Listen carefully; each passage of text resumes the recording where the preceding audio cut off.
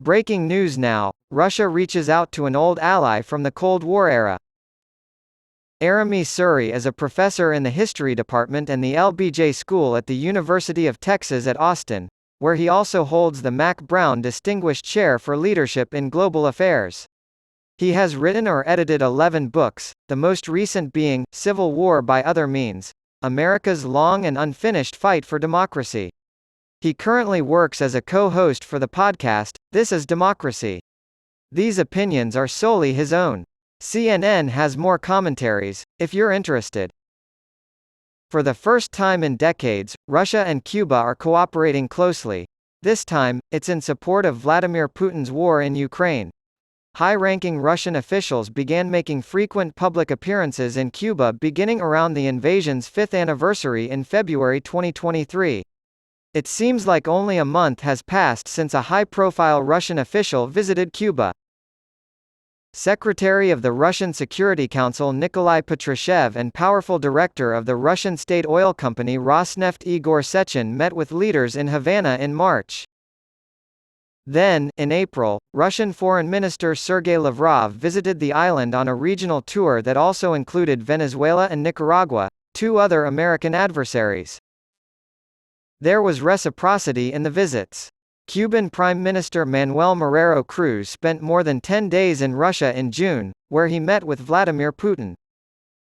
Near the end of the month, Cuba's Minister of Defense Alvaro López Mira visited Moscow to meet with his Russian counterparts, including Sergei Shoigu, one of the infamous architects of the conflict in Ukraine. When asked about Russia's relationship with the Caribbean, Shoigu said, "Cuba has been and remains Russia's most important ally in the Caribbean region." During the Cuban crisis, Shoigu said Russia was ready to render assistance to the island of freedom and to lend a shoulder to our Cuban friends. Gerardo Pilver, Cuba's deputy foreign minister, used similar language, calling the two nations strategic allies that are working together to counteract what he called unilateral coercive measures from the United States. This was not just empty words. Oil and other industrial supplies were among the things Russia promised Cuba. Over the course of this year, Moscow has reportedly shipped over $160 million worth of oil to the island. Russian media outlets also reported that more supplies were on the way. After a brief hiatus after Russia's invasion of Ukraine, direct Russian flights to Cuba resumed, and Moscow's Mir payment system, which makes it easy to exchange rubles for pesos and other currencies for travel, trade, and aid, was adopted by Havana. By the end of the year, over 1,000 oil industry executives and employees from Russia are expected to travel to Cuba. Help on the military front soon followed. The Russian naval ship Perekop sailed to Cuba earlier this month from its base in the Baltic Sea, a distance of more than 7,000 miles. Roughly 100 Russian naval recruits, plus supplies and aid for Cuba, were on board. There was a big ceremony when the ship arrived, and the Russian ambassador and the deputy commander of the Russian Navy were there to show that this was the start of a closer working relationship. Power projection in the Caribbean by Russia and the United States. In direct defiance of the United States, Moscow and Havana have strengthened their military ties, which Cuban President Miguel Díaz-Canel has described as unconditional support for Russia's clash with the West. Despite President Obama's efforts to normalize relations with Cuba beginning in 2014, Presidents Trump and Biden have reversed course and re-isolated the regime, prioritizing conflict over cooperation. Cuba has allowed China to construct a covert espionage facility on the island, in addition to strengthening ties with Russia.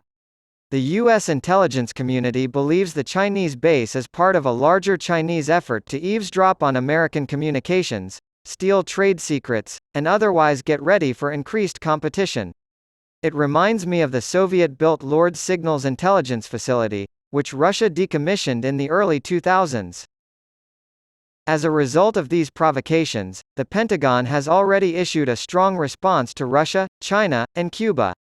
The United States dispatched the nuclear-powered submarine USS Pasadena to the American-held Guantanamo Bay naval base as the Russian ship approached Cuba. Called a logistics stop, this was actually a strong message. According to Cuba's foreign ministry, sending a submarine to the country is a provocative escalation. The U.S. Navy has stated that this action is not without precedent. There is truth on both sides. Putin has increased Russian military activities near the U.S. in response to what he sees as a threatening American armed presence near his borders, and Washington has responded by flexing its much larger muscles in the Caribbean. All of this is happening in the context of Cuba. The Trump administration is pushing for Russia and China to recognize the limits of their support for Cuba in order to protect U.S. interests. Revisiting the Cold War. This back-and-forth dynamic is a recipe for instant catastrophe. Of course, that was the case in the early 1960s. Soviet leader Nikita Khrushchev used Cuba as a convenient pressure point against the United States because he feared military encirclement and isolation from the West. Khrushchev wanted to intimidate John F. Kennedy into abandoning his support for anti-communist efforts in West Berlin and elsewhere in Europe. Khrushchev thought that by stationing nuclear-armed short-range missiles in Cuba, he could persuade the American president that challenging Soviet power elsewhere was too risky. It's likely that Putin now shares these views. And he is wrong about that, too.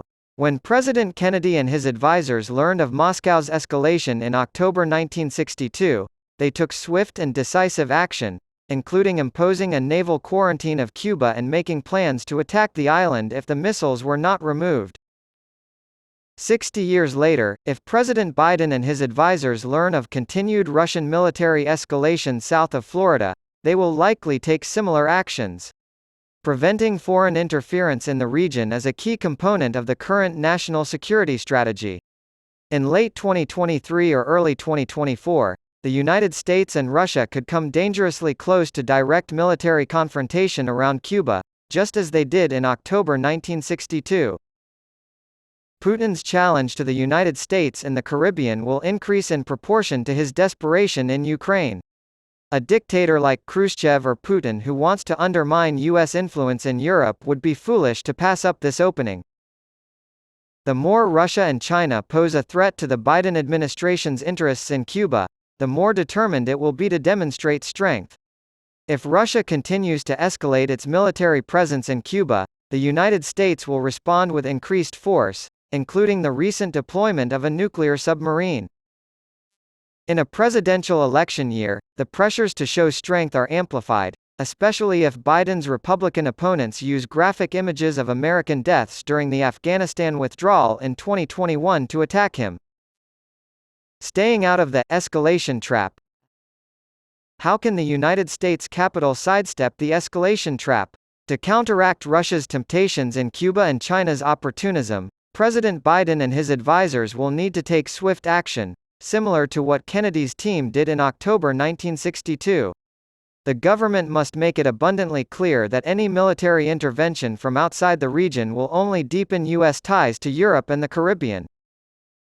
Biden must demonstrate that he will act in a methodical manner to limit Russian and Chinese access, including stopping foreign ships where necessary and lawful in accordance with existing sanctions.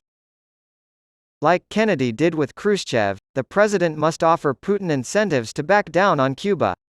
After Russia removed its missiles from Cuba, the United States publicly promised not to invade and secretly agreed to remove its aging Jupiter missiles from Turkey. Despite continued American military support for Ukraine in 2023, the United States should reaffirm its commitment to avoid direct assaults on Russian sovereign territory and quietly pursue talks with Moscow aimed at a peaceful withdrawal of Russian forces from all of Ukraine. The United States should discourage Putin's escalation and urge him to exercise restraint. Its purpose is to actively impede Chinese spying in the Caribbean. There is an urgent need to avoid miscalculation, before it's too late, as evidenced by the events of the past 60 years.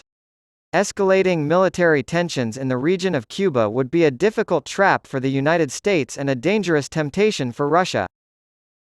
Although Kennedy's response to the Cuban Missile Crisis did not put an end to the Cold War, it did pave the way for peaceful Russian-American relations in the area around the island until the century's end.